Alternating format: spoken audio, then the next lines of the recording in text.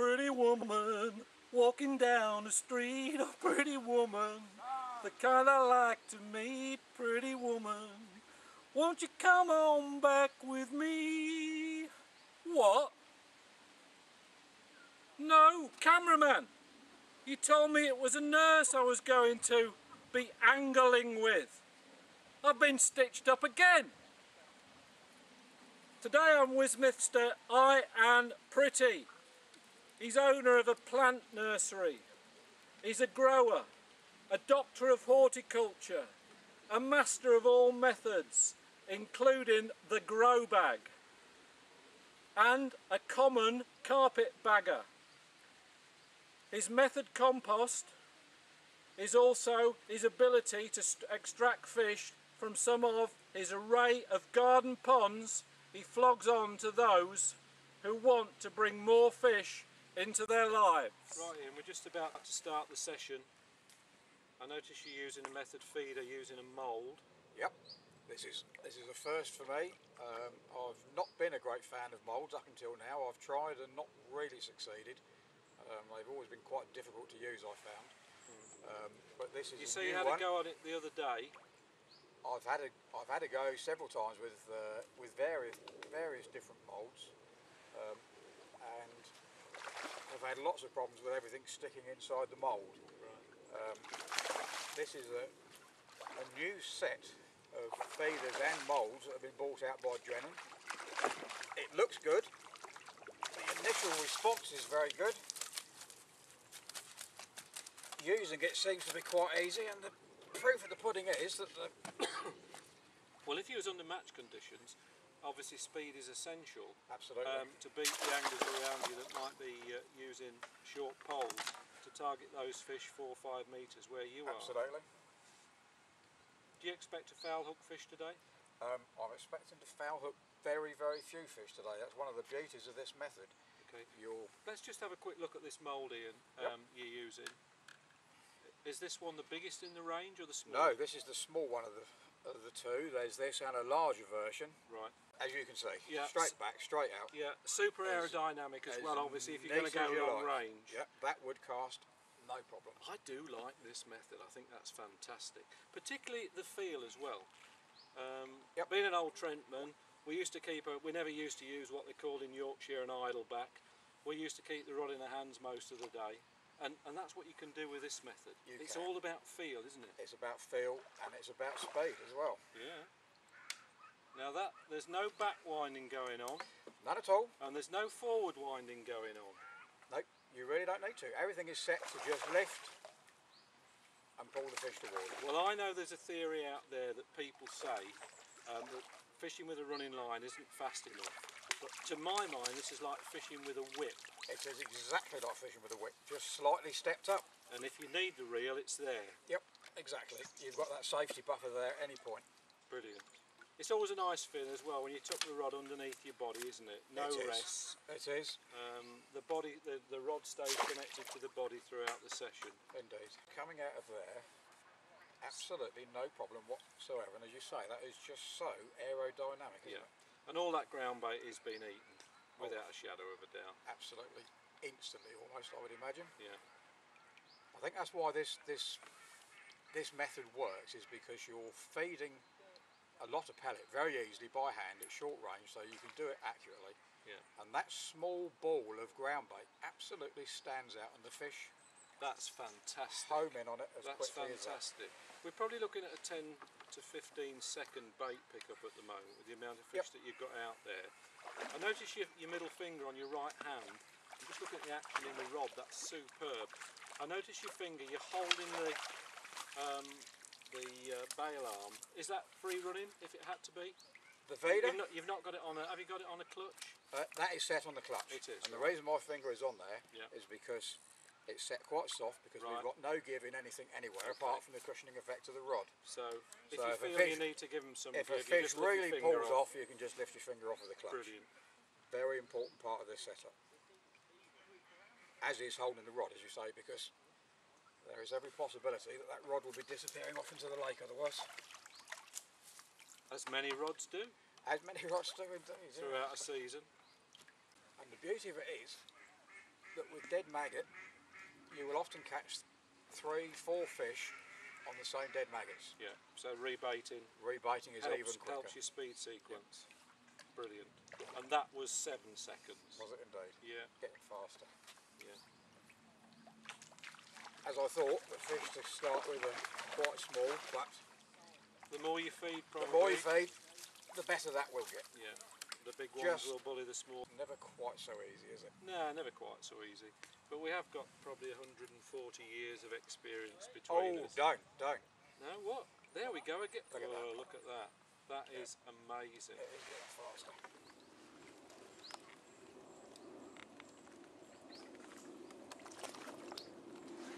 Slack line. Let's go for a big one.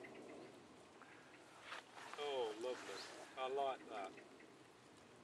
That's super indication. Super indication. I haven't had very many drop backs. No, isn't it amazing? You're fishing that short, and you like getting a drop back, which you'd normally associate with long distance fishing with a feeder. Indeed you would. Most of them, has to be said, are just trying to pull the rod out of your hand. It's my favourite bite, seeing a drop back. Yep.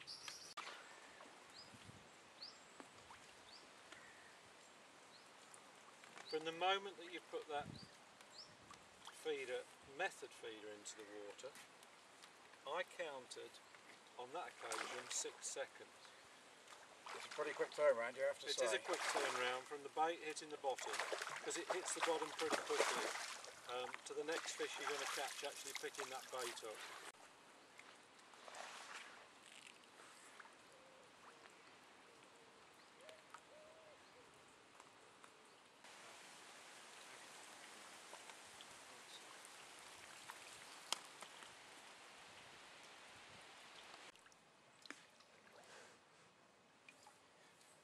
You favour the old-fashioned hook pattern from, I say old-fashioned, it's still high spec, high tech. The animal, don't you, Ian, for this method? It's incredibly strong, and it really needs to be, because whatever you're doing at this sort of short range and putting this sort of stress on is going to sort out a hook very quickly, and they are incredibly strong. The thing is, though, you're not bullying your fish at all. A pole man would fish, he would probably be putting a little bit more pressure on. You're not bullying these fish, and that's something that I think we need to get over. There's no need.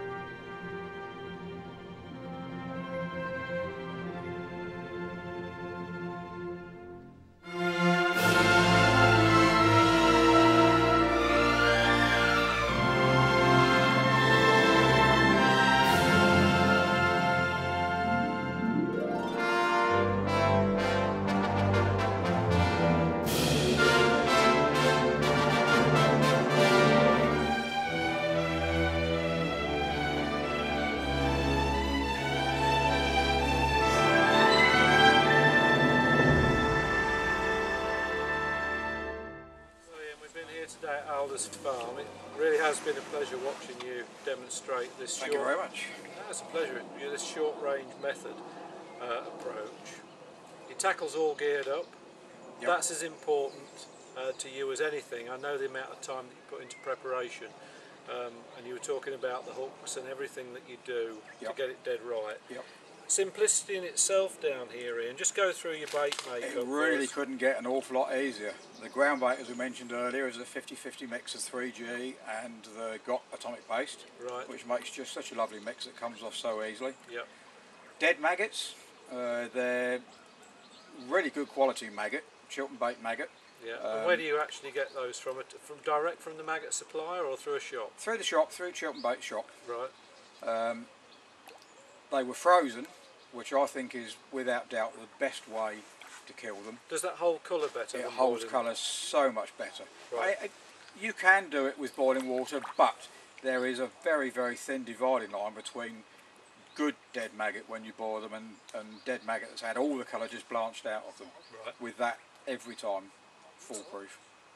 So you're a frozen man rather than a I boiling? definitely am a frozen man. Okay. You'll be looking forward to putting a few of those on the hook during the winter when it gets a bit harder. Absolutely. Size pellets, Ian? Fishery pellet, 4mm. Yep. Yep. Okay. Have to use it, no option. And we know the fishery very pellets good quality 'cause pellet anyway. they've got some greens and they've got some reds in there Indeed. to denote that they've been bought on site. You've Yep. not brought them in from anywhere. They're low oil. They They are. won't do a lot of damage to any of the fish. And a good old tin of And a tin of corn. Yeah. Corn definitely did catch fish.